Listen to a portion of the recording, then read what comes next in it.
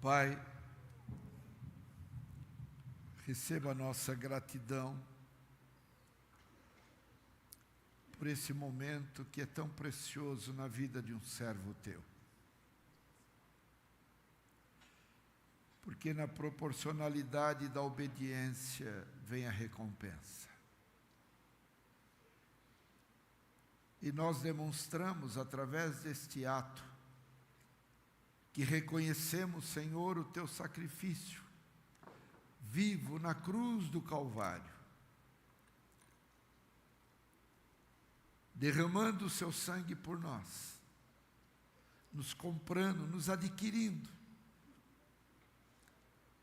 e nos tornando servos teus, filhos teus. E ao olhar para tudo isso,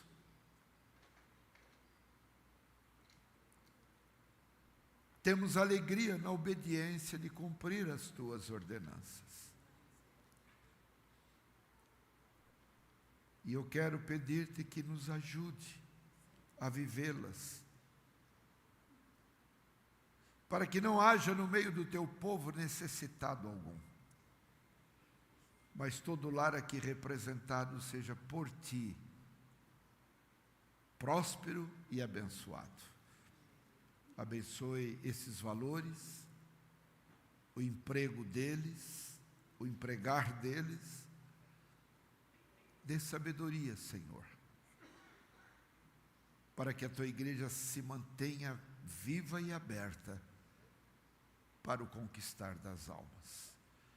Recebe a nossa gratidão, porque quando cumprimos essa ordenança é porque tu tens aberto a porta do trabalho e da manutenção do nosso lar, do suprir das nossas necessidades.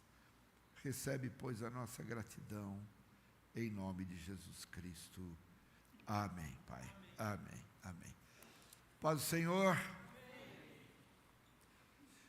Eu creio, vou perguntar, mas eu acho que não temos visitantes, né? Se tiver algum visitante de primeira vez, se manifeste, mas acho que somos todos domésticos. Pois queria pedir ao Rogerinho que não vá embora não antes de falar comigo, após o término do culto, tá bom? Até meia-noite a gente termina.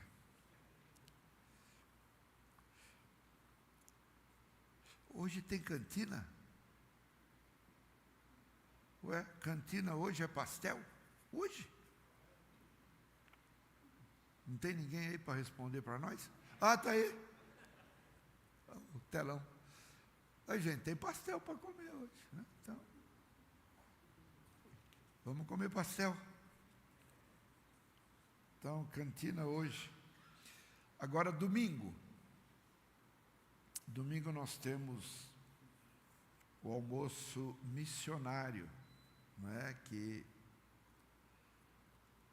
vai ser revertido em prol da nossa viagem a Moçambique. E os irmãos orem, porque a expectativa da nossa chegada lá é muito grande, e que nós sejamos simplesmente instrumentos nas mãos de Deus. Simplesmente. E eu um dia gostaria de reunir amados para irmos conosco, porque você vai lá e volta convertido, né? Transformado. E eu não quero mencionar nomes, mas tributar a minha gratidão às vidas que com alegria têm nos abençoado nessa viagem. Não é fácil não, amados. Mas Deus tem suprido para que possamos lá estar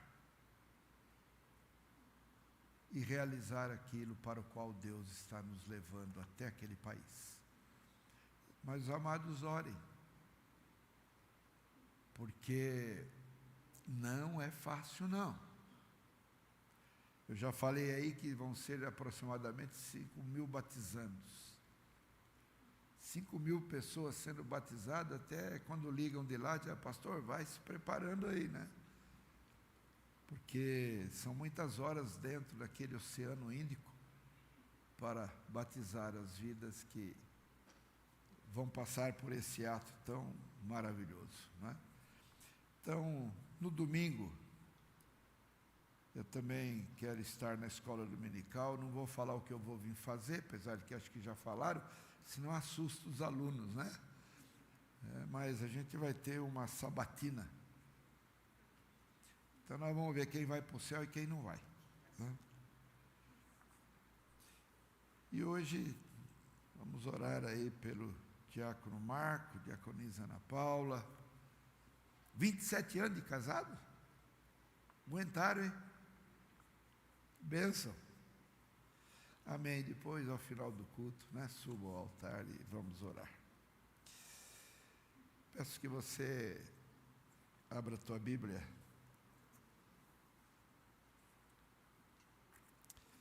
Livro de Juízes.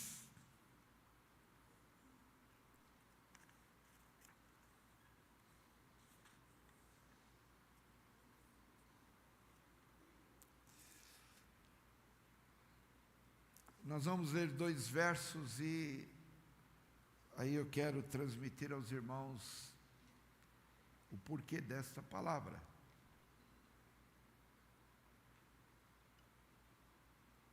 No capítulo 6, Juízes, capítulo 6, versos 13 e 14, 12 e 13.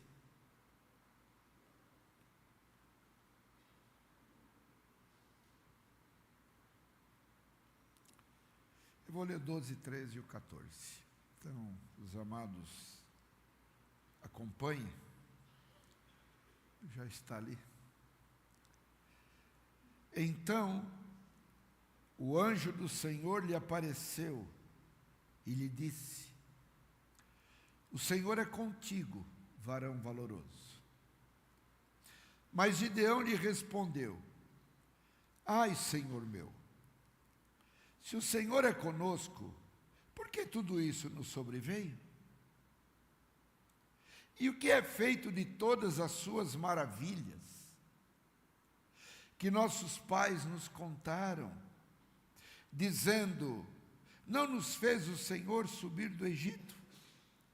Porém, agora o Senhor nos desamparou e nos deu na mão dos midianitas.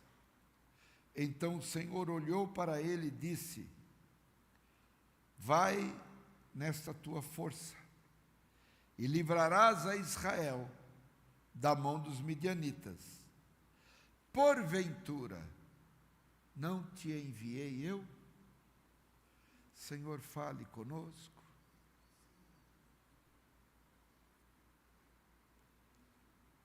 É o momento mais importante deste culto, porque até aqui nós falamos contigo, louvando, orando, aplaudindo, mas agora, Senhor, é o momento em que tu vais falar conosco. E a tua palavra já nos dá um alerta que quem tem ouvidos, ouça o que o Espírito dirá à igreja. Desobstrua a canalização do teu trono até o nosso coração. Não haja nenhum impedimento para o bloqueio da tua palavra, mas fale conosco de uma forma especial. Eu te peço, agradecido em nome de Jesus. Amém. Podemos assentar?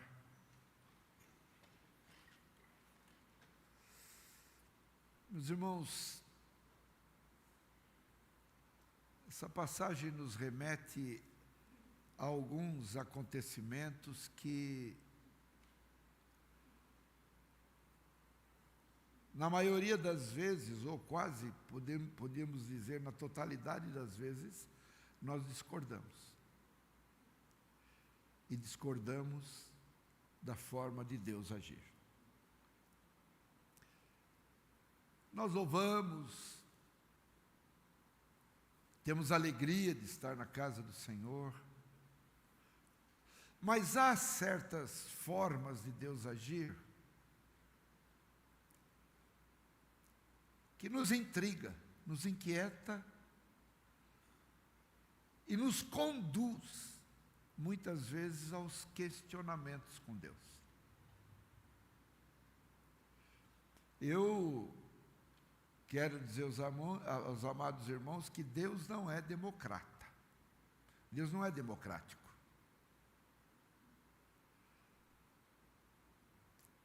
Deus não dá sugestão, Deus não dá opinião, Deus ordena. E eu, diante do que a gente vive, em boa porcentagem da face da terra, dos países, hoje é uma luta de um país democrático para um país de ditadura. E a gente vê muitas discussões dentro do meio político. Mas concernente ao Senhor, nós não temos opção. Não é que não temos. Nós temos, só que são duas extremidades dentro da opção. Ou salvação ou condenação. Então não temos meios. O meio para tentar botar uma coluna do meio entre as duas extremidades. Deus, ele não pede a minha opinião, e também ele não dá conta do que ele faz, tanto que a palavra diz que Deus faz e não dá conta dos seus feitos.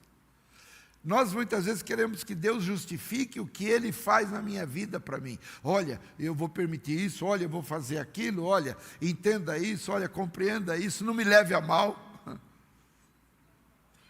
Não, a caminhada com Cristo é caminhada para quem quer ser servo.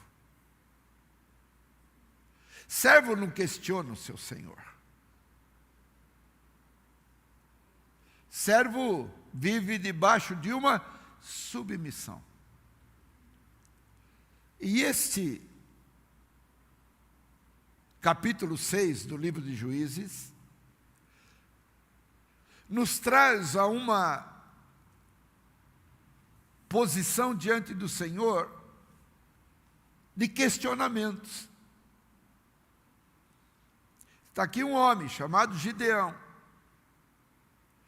que, se você notou num dos versos que nós lemos, ele questionou a Deus. Porque no verso 1 desse mesmo capítulo, vê se você concorda com isso. Porém, os filhos de Israel fizeram o que parecia mal aos olhos do Senhor, e olha agora, e o Senhor os deu na mão dos medianitas. Quer dizer, Deus entregou a nação de Israel para o inimigo. Você concorda com isso? Você concorda que na tua desobediência, se você falhar, Deus te entregue para o inimigo? Lógico que você não concorda. Porque você deposita a tua confiança no quê? Na misericórdia desse Deus. Então por que Deus permite nas nossas vidas falarmos sobre um assunto que 80% do meio evangélico e da liderança evangélica anulou esse procedimento do Senhor? Por quê? Porque quem tem Cristo não sofre. É o que pregam. Quem tem Cristo não passa por momentos difíceis. Quem caminha com o Senhor não passa por circunstâncias difíceis. Quem caminha com o Senhor não passa por privações. É um evangelho que não há nenhuma abertura para Deus realizar aquilo que Ele quer, mas Ele tem que estar submisso àquilo que o homem quer. Nós estávamos, certa feita, numa igreja muito pobre. E havia vindo para ministrar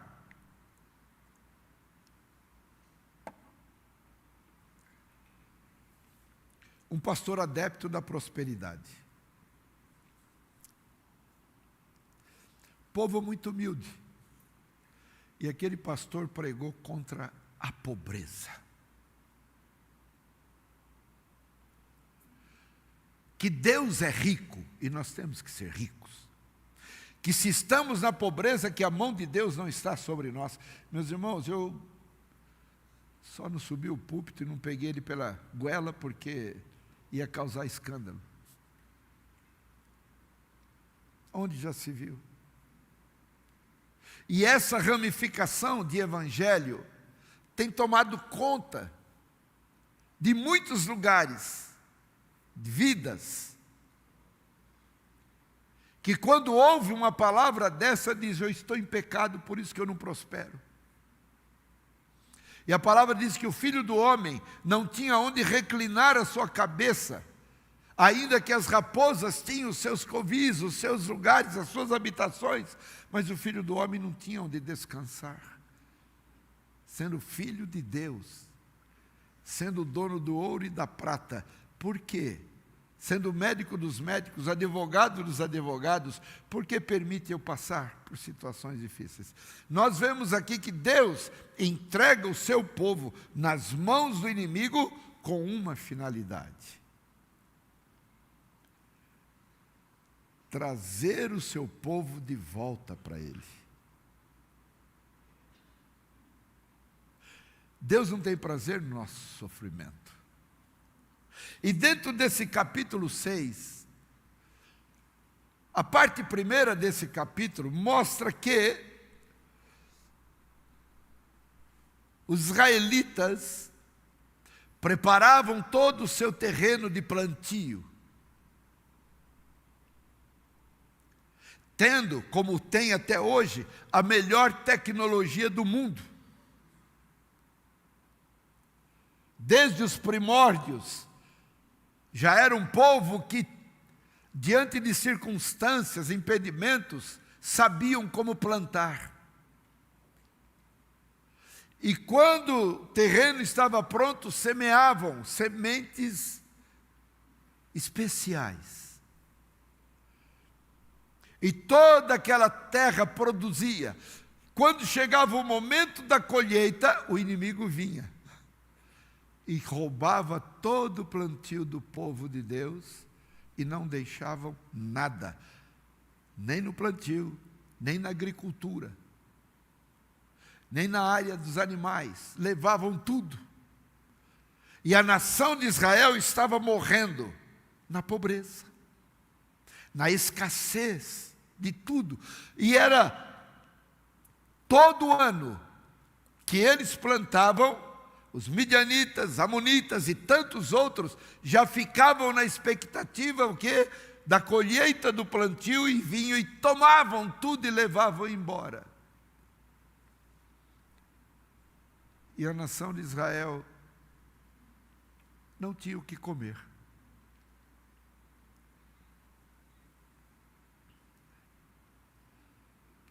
O que Deus queria com isso?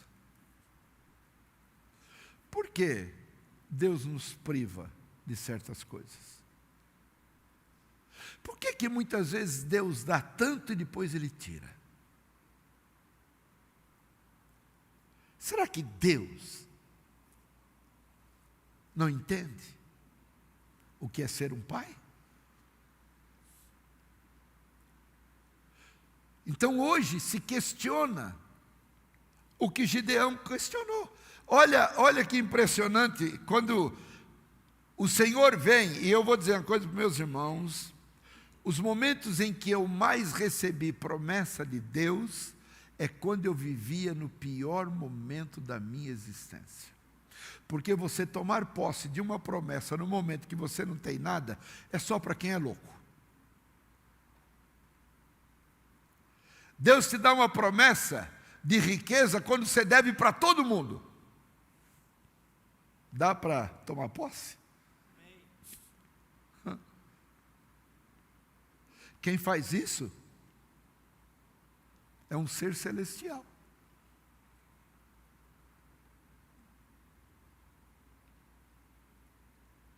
Quando você planta e não produz. Ora, vamos ser realistas dentro da palavra, porque o que estou transmitindo aos amados é o que está escrito. Pega Abacuque 3,17. Põe aqui para mim, por favor. Pelo nome não estranha, mas tem na Bíblia. É Abacuque. Abacuque 3,17. Você vai ler comigo e ver se você concorda com isso. Vamos ler. Porquanto... Vai. Vai. Vai. Vai. Vai. E aí? A seguir, o outro.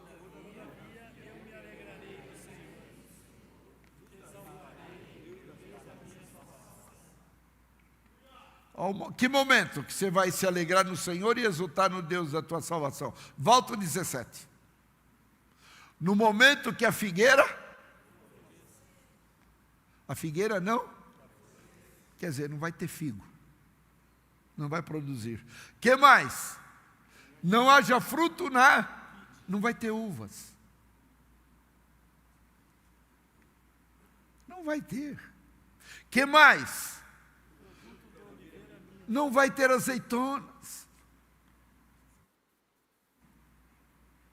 Que mais? A semente não vai brotar. Que mais?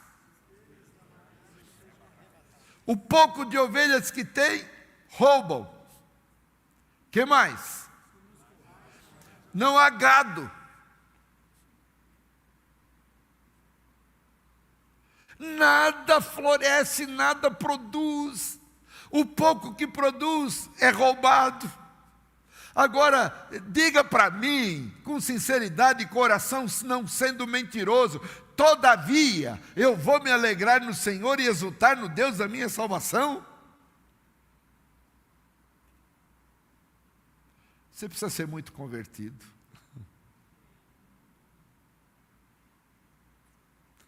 Porque a tendência diante disso é falar o que Gideão falou. Veja o verso 13 do capítulo 6, que nós já lemos, que eu li, né? Mas vamos ver junto o que ele fala. Vai lá, Juízes 6, está aí. O Senhor vem para Gideão. Escuta, Deus não está falando com qualquer um. Deus está falando com quem Ele escolheu. Deus não está falando com chamado, nem com escolhido. Deus está falando com eleito.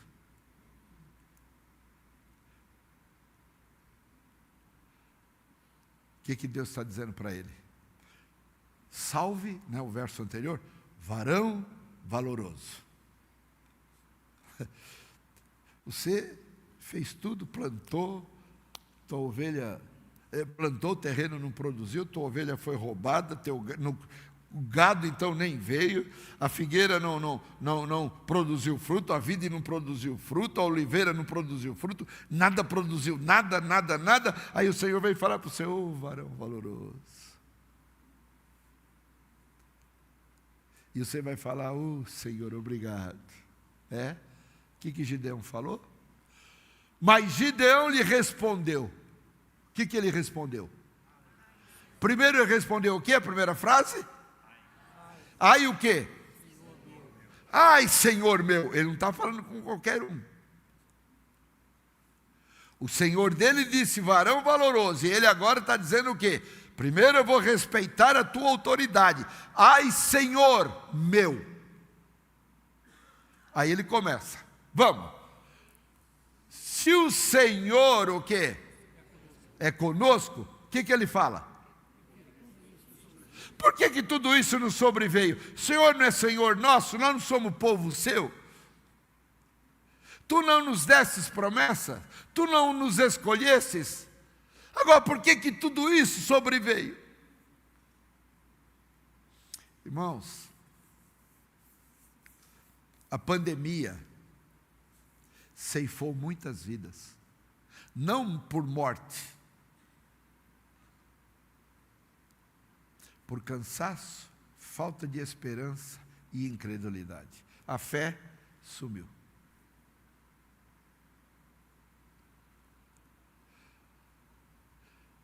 Você já passou por algum momento difícil? Você entrou já em desespero? Lógico. Quem não questionou o Senhor aqui hoje, até hoje, aqui no nosso meio? Quem não questionou? Ai, Senhor meu, se o Senhor é conosco, por que nos sobreveio tudo isso? E a tendência é esquecer-me da razão porque Deus permitiu. E quando lemos já no primeiro versículo, é o quê? Que o povo de Deus era um povo desobediente. Então, antes de eu dizer ao Senhor e questioná-lo, eu preciso avaliar e estabelecer um diagnóstico da minha vida.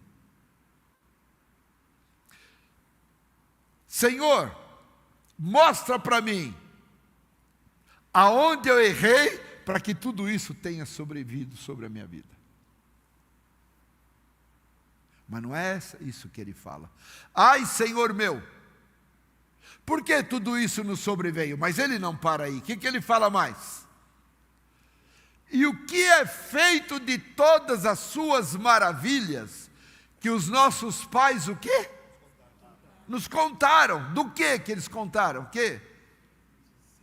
Leia. Ora, o Senhor, os nossos pais nos contaram que tu tiraste o teu povo, os nossos pais, da escravidão do Egito. Nos arrancastes da autoridade de Faraó. Éramos escravos 400 anos, 30 anos de liberdade, 400 anos de escravidão, 430 anos dentro do Egito.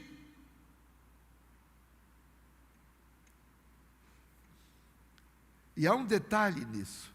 Quando Deus manda Moisés ir ao Egito para tirar o povo,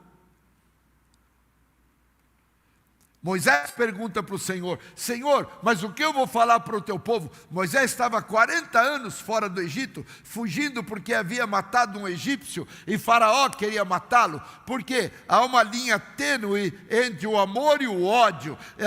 Faraó amava demais a Moisés e seria o seu substituto, mas quando Moisés mata o egípcio, Faraó quer matá-lo. E ele foge para Midian. Fica lá 40 anos.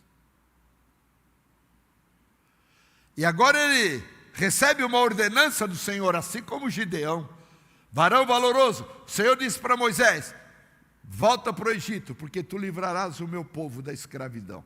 Moisés então diz assim: mas Senhor, o que é que eu vou falar para aquele povo? Vou dizer o quê? Quem me enviou? Então Deus disse para ele: você só diga isso: o eu sou me enviou a vós. Eu sou o que sou. Acabou. Eu não tenho que dar satisfação para ninguém. Estou falando que Deus não é democrata? Os irmãos estão entendendo? Nós não questionamos Ele?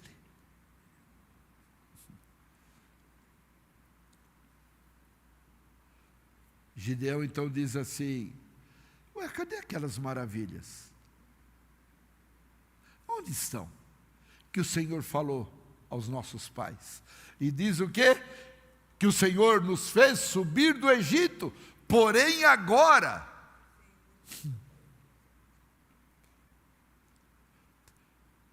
Não vamos longe não, né? Como que é a nossa oração quando a gente passa por problema, a gente clama e não tem resposta? O que a gente fala?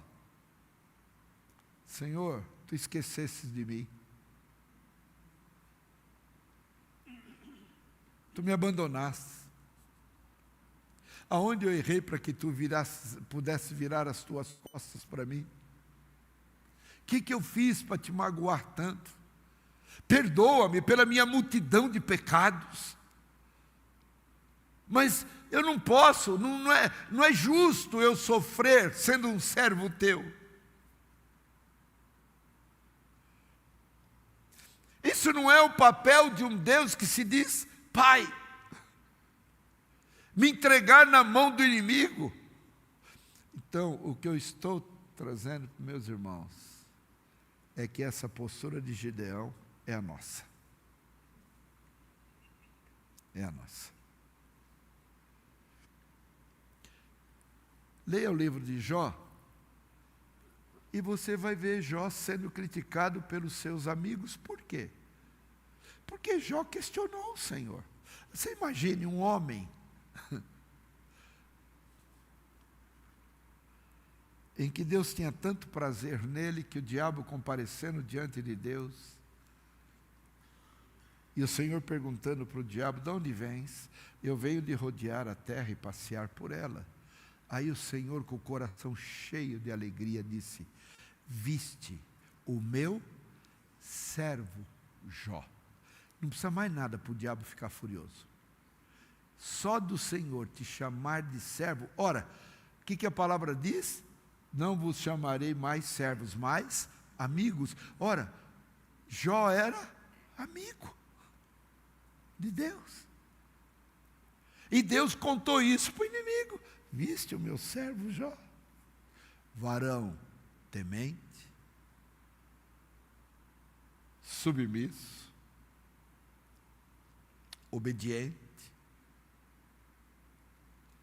Você acha que o diabo vai ficar quieto diante daquilo que Deus faz da tua vida?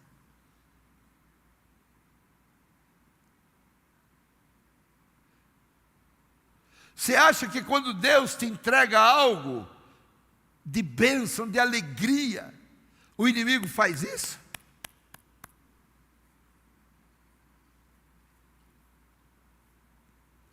Mas o inimigo vai fazer um desafio, porque Deus, quando não há desobediência, Deus tem uma forma de te honrar diante do inimigo. Então, o inimigo vai dizer para o Senhor o quê? Ora, sabe por que ele te serve? Tem um belo de um salário, tem uma bela empresa, ganha um bom dinheiro, tem dinheiro até para esticar aqui, esticar ali. Embeleza aqui, embeleza ali. Era loiro, fica moreno, era moreno, fica loiro. Não se contenta como é, olha no espelho e fala: Jesus amado. O que está acontecendo? Ai, o tempo é muito cruel. Mas eu tenho. E se eu tenho, a gente usa até isso. Eu tenho porque Deus deu. Se Deus deu, é para eu me cuidar. O inimigo diz assim: tira o que tu tens dado a ele e veja se ele te serve. O que Deus faz? Tudo que eu tenho dado a ele, pode tirar. Que Deus é esse? Você nunca se esqueça que a nossa capacidade, a nossa lógica humana, não é nada diante do que Deus é. E eu tento compreendê-lo com a minha lógica humana, a minha sabedoria terrena, que é o quê? Finita. Aliás, não é nada, é trapo de imundície diante da justiça de Deus. Ele já deixa claro para mim: gente, eu estou pregando para vocês aqui essa noite, ó, o Espírito falando para nós, vocês não entendem porque o meu pensamento não é o teu, por isso você me questiona, teu pensamento não é o meu caminho não é o teu caminho não é o meu. Assim como existe uma distância enorme entre o céu e a terra, existe uma distância entre o que eu penso e o que você pensa. Você não pensa como eu penso. Eu tenho para vocês o quê? Pensamentos de paz, mas vocês não entendem. Vocês entram em guerra comigo. Tira. Tirou tudo. Jó perde 10 filhos num dia. Jó perde todos os seus empregados. Jó perde todos os seus animais. Jó perde tudo que ele tinha como um dos homens mais ricos do Oriente. Jó fica sem nada. Aliás, só sobrou a esposa. para dizer para ele: amaldiçoa Deus e morre. Mas quando Deus entrega ou dá a liberdade ao inimigo de tirar tudo que ele tinha dado, escuta o que eu estou dizendo: o inimigo tirou o que Deus deu a Jó. Não foi o que Jó conquistou com seus esforços, não. O que o inimigo tirou, roubou, era o que Deus tinha dado. Jó se manteve íntegro. Não é conto de fadas isso não, gente. Isso não é evangelho artificial. Isso é verdade de vida. Volta lá o inimigo. E você acha que o inimigo não vai lá pronunciar o teu nome? Porque o Senhor vai falar assim: de onde você vem? Ah, eu venho de rodear a terra. Às vezes eu tenho até preocupação de falar nome, porque senão a pessoa fala mal: por que eu? Poxa, não podia falar um outro nome? Mas o Senhor pode chegar lá e dizer: né, viste o meu servo Pedro? Sim, eu vi.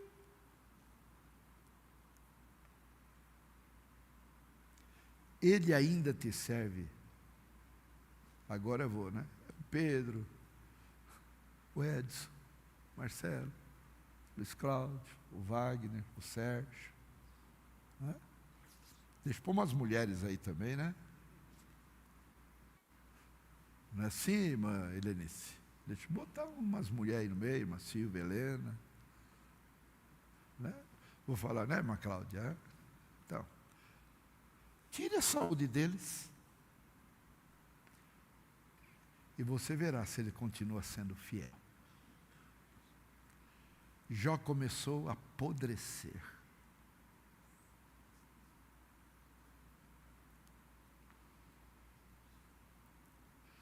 Quero dizer para os meus irmãos que Deus não faz nada sem finalidade. O projeto, Deus não está preocupado com o princípio e o meio do projeto, Ele está preocupado com o fim do projeto, o que Ele projetou para o teu fim de caminhada, para lá na frente, no dia de amanhã, do fim do ano, daqui 10 anos, Deus está olhando lá na frente. E se 10 filhos morrerem, Deus vai ter 10 filhos novos. Se levaram 7.000 cabeças de ovelhas, Deus tem 14.000 para dar. Se levaram 7.000 cabeças de gado, Deus tem 14.000 de cabeças de gado para dar. Se morreu todos os funcionários, tinha não sei quantos, Deus tem o dobro para dar. Deus está olhando lá na frente, eu estou olhando aqui. O meu problema é o hoje. Meu problema é o presente. Deus está preocupado com o futuro. E Deus está te dando um presente que vai te preparar para o futuro, porque é lá no futuro que você vai dizer: agora eu estou compreendendo o projeto de Deus para a minha vida. Se eu não entendesse, se eu não fosse obediente, eu ia perder tudo isso. E hoje a promessa de Deus não é te dar 10 filhos novamente, te dar gado novamente, ovelha novamente, te dar todo o plantio novamente, te dar os empregados, o dinheiro, te dar a abastança. O projeto de Deus lá no fim é vida eterna. É isso que Deus está fazendo com você. E sabe o que Deus está fazendo, como fez com Gideão? Trabalhando a tua vida para você não perder a promessa futura.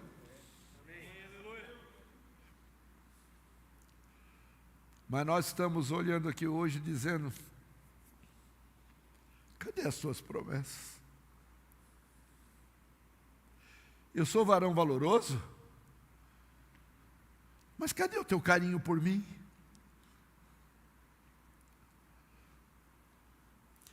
Quero lhe dizer uma coisa: aquieta.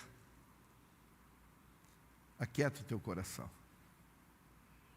Você não é cidadão brasileiro, você não é cidadão americano, você não é cidadão terreno. O Salmo 15 diz que nós somos cidadão dos céus. É lá a nossa pátria. É lá a nossa terra. É lá. As bodas do Cordeiro é lá. E nós somos noiva do Cordeiro, o casamento se dará lá. Está se aproximando o momento da chamada da noiva. E é para lá que nós vamos. E eu estou preso aqui. E olha que muitas vezes nesse momento eu começo a depreciar a minha própria vida. Eu começo a me autodesvalorizar. Já vi que eu não presto para nada. Quanto que eu não ouvi isso? Não sirvo para nada, nem para Deus me olhar, Deus me abandonou. Mas olha o que Gideão continua dizendo. Quando eu começo a resmungar, mas por quê? Não mereço, por quê? Deus é injusto, eu sou fiel, Ele não me dá, as promessas não se cumprem. Aí o Senhor olha para ele e diz assim, então o Senhor olhou para ele, no verso 14, e disse, parece uma incoerência, eu estou sem força, desanimado, frustrado, decepcionado com Deus. O que o Senhor fala para mim? Falou para ele o quê? Vai aonde? Vai aonde? Vai com o quê? E por acaso eu tenho que força? Senhor, dá uma olhada como eu estou. Sabe o que é isso? A misericórdia de Deus é tão grande que Deus ainda confia em mim, mesmo que eu não confio. Deus me valoriza mesmo que eu não me valorize. Deus não me dá atenção. Gideão começou a reclamar, onde estão tuas promessas? O Senhor podia falar para ele que não, calma Gideão, calma, olha, o que eu prometi, viu, vai acontecer, não se abata. O Senhor falou assim, nem deu bola, porque ele falou, olha, vai na tua força, porque você vai livrar esse povo. Sabe de uma coisa, as lutas, por que vem, porque Deus permite, é porque tem uma obra tão especial na nossa vida, e tem algo para acontecer na vida de outros, tem algo para acontecer em termos de salvação, que Deus vai te preparar, porque você é o escolhido, queira ou não queira, abatido ou não, Deus está dizendo, vai no que você tem de força, eu não tenho nada Senhor, mas vai nela, se você não tem, caminha na minha. Amém. Porque a minha obra não será impedida. Então hoje, a palavra que eu trago de promessa para a tua vida é, não olhe para hoje, veja o que Deus tem para amanhã. Amém. Aleluia. A nossa cabeça é um turbilhão de questionamentos. E o inimigo sabe que a nossa mente é vulnerável.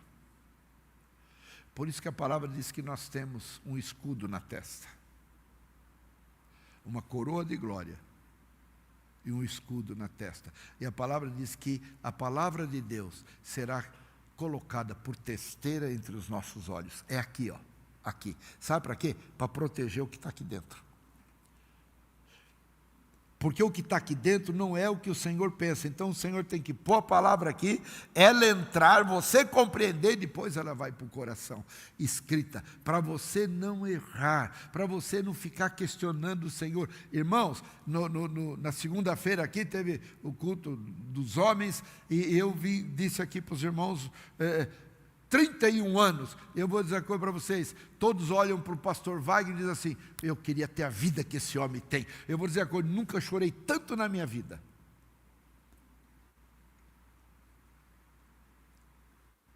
Nunca tive tanto desejo de abandonar tudo.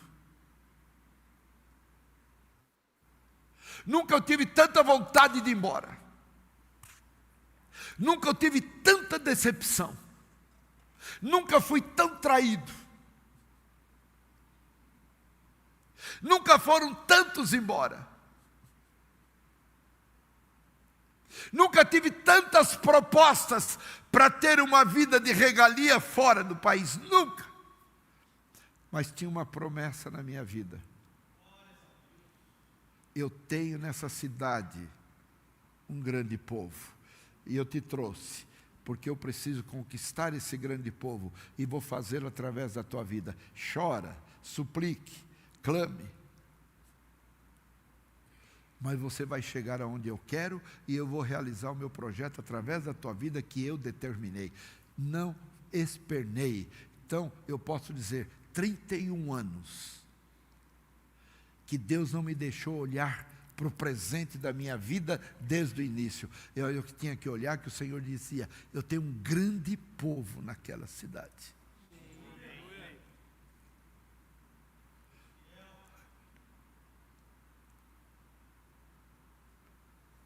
Quantas vezes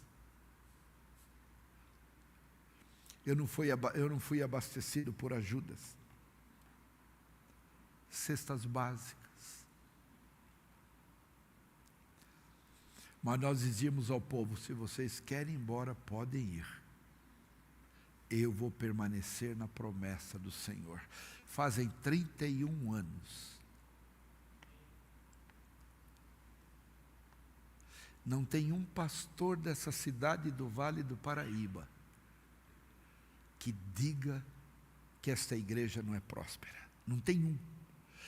Mesmo os que têm 10, 15, 20 mil pessoas, eles falam assim, o modelo hoje de um povo está naquela igreja. Por causa da palavra de Deus.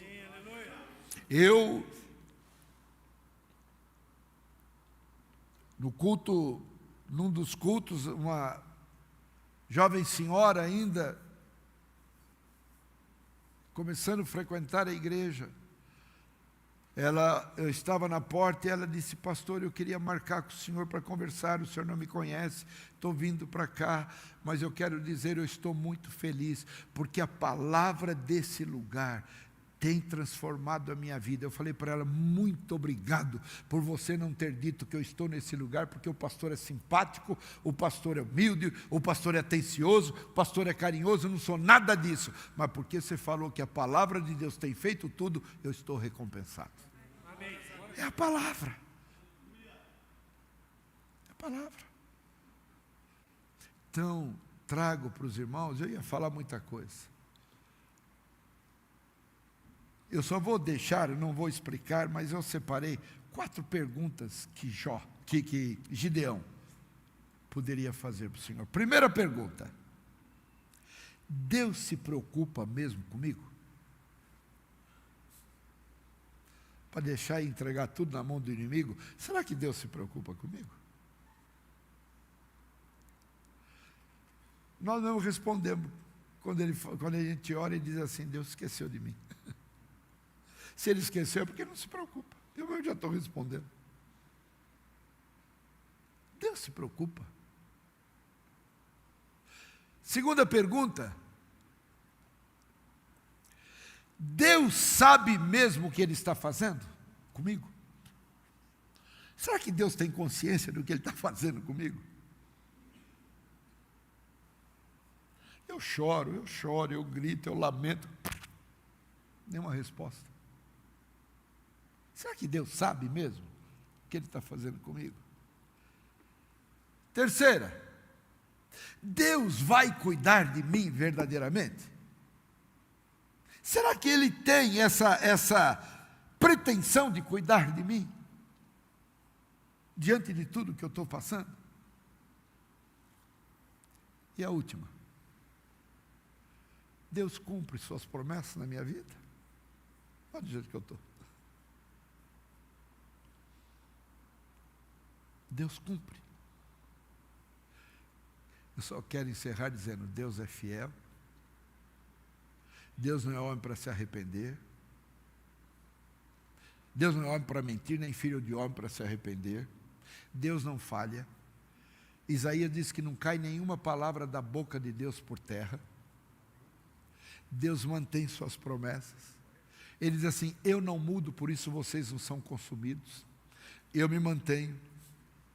vocês mudam, mas eu não mudo, vocês se tornam infiéis, mas eu continuo sendo fiel.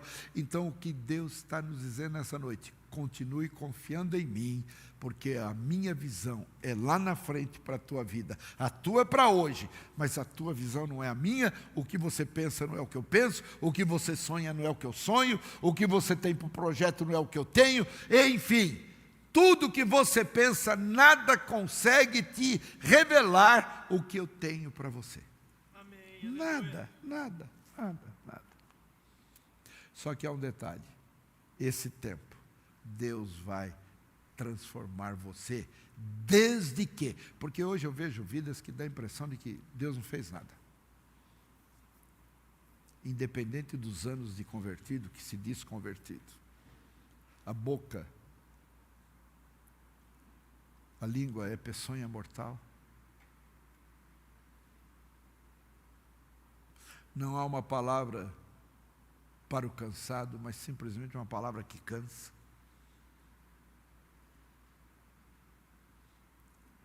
Deixa Deus te mudar.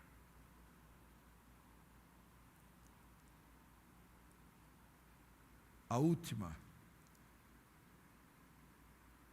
atitude que Gideão precisou fazer foi pegar um cavalo e destruir Baal, o ídolo que o seu pai tinha edificado. Ele destruiu tudo. E depois teve que sofrer perseguições. Mas Deus fez através da vida dele aquilo que ele tinha, que o Senhor tinha determinado. Meu irmão, pode espernear à vontade. Viu? E a gente, quando começa a reclamar, o Senhor faz assim, ó.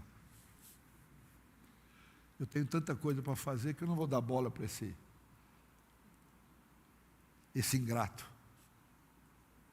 Não, mas cadê tuas promessas? Onde está tudo o que tu fizeste? Os nossos pais nos contaram cada história de maravilha tua. Onde está? E o Senhor diz, espera que a hora que eu terminar isso aqui eu trato com você. Mas o barco está afundando. As águas já estão invadindo o barco. E o Senhor está dormindo na minha vida. Nem acordar para me socorrer, o Senhor acorda. Aí o Senhor vai acordar e vai dizer assim, escuta, vocês não deixam eu descansar? Eu estou no teu barco, eu estou dormindo no teu barco. Sabe o que eu quero te dizer com isso? É que eu confio que você vai direcionar o teu barco na direção certa. Eu estou tão confiante em você que eu estou dormindo. Por que me acordar, homem de pouca fé? Jesus está no teu barco? Está ou não? Amém. Deixa a água entrar. O pior que pode acontecer é o teu barco virar. Se ele virar, eu te garanto uma coisa, se você não souber nadar, Deus vai pegar os teus braços e vai comandar todo o teu caminhar por sobre as águas. E se não coordenar todo o teu caminhar por sobre as águas, ele vai fazer as águas se abrirem, aí você pisa em solo fértil, solo duro, e você vai chegar do outro lado, queira ou não queira, nós vamos chegar lá. Amém. Porque estamos debaixo de uma promessa. Amém, meus irmãos? Aprenda a não questionar. Não vamos seguir o Gideão nesse particular. O Senhor me chamou de valoroso, me chamou de valente, me chamou de fiel. Tudo que Jó viveu, o Senhor me chamou de tudo isso. Mas, cadê as promessas? Eu quero te dizer uma coisa. Tem vidas aqui que Deus vai espremer.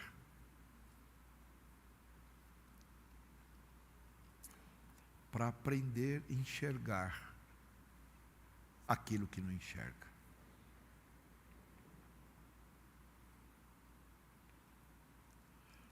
O Senhor quer que tenhamos a mesma visão dEle. Mas nós somos cegos, Porque o nosso cristalino nos faz enxergar para fora, mas está na hora de mudar e invertê-lo para que ele nos faça enxergar por dentro. Tem muita coisa errada e que nós não vemos. Foi o que aconteceu com o povo de Israel.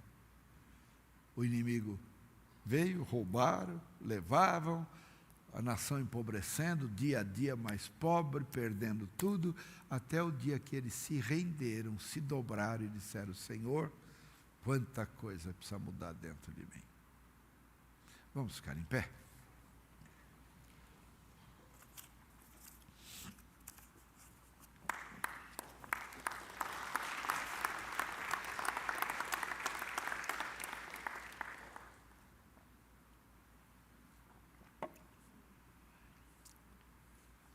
Deixa Deus mexer onde você não quer. Tem coisas que eu guardo com tanta segurança que eu não quero nem que o Senhor toque. Aquilo me faz tão bem.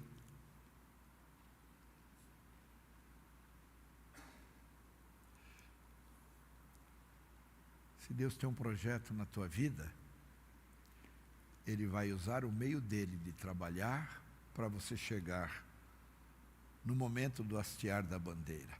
E nunca se esqueça, Deus não está preocupado com o teu bem-estar nessa vida. Deus está preocupado com aquilo que você, da forma que você precisa estar para entrar na vida eterna. A vida aqui na terra vai findar. Uns mais cedo, outros mais tarde. Vai findar. Mas a vida eterna nunca vai acabar. E é para lá que Deus está nos preparando para ir. É para lá. Pai, eu quero te agradecer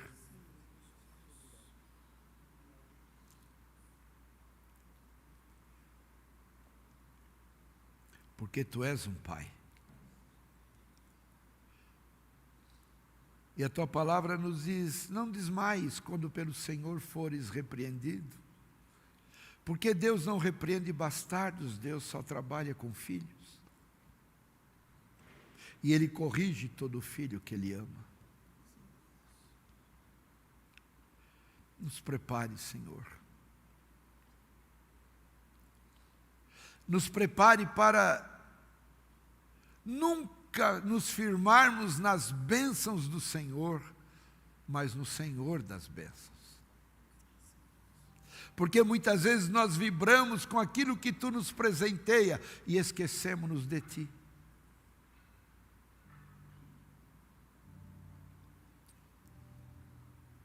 Obrigado, Senhor, por essa noite, pelos Teus ensinamentos. Conduza-nos na direção da caminhada que Tu já tens projetado para nós. Remove de nós tudo que não é Teu e nos ajude, nos prepare para a grande obra que Tu já determinaste antes que nós existíssemos. Trabalhe na nossa vida. Eu te peço agradecido por tudo que Tu tens feito, porque tudo contribui para o bem dos que Te amam. E desta forma eu abençoo o Teu povo. Que o Teu Santo Espírito trabalhe no interior, porque só Tu nos conheces por dentro. Então, Pai, em nome de Jesus Cristo,